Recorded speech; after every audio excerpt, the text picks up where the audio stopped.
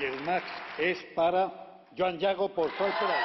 La gala dels Premis Max tingué un marcat accent balear. L'autor teatral Joan Llago, que resideix entre Mallorca i Barcelona, va obtenir el guardó de millor autoria revelació per Fairfly. Moltes gràcies. El muntatge també va guanyar el premi a millor espectacle revelació.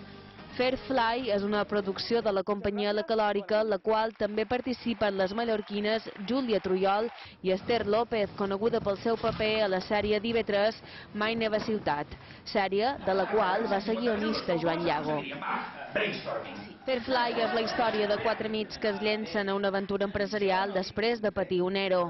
L'edició número 21 dels Premis Max, celebrada a Sevilla, comptà amb la presència del nou ministre de Cultura i tingué un marcat caràcter reivindicatiu.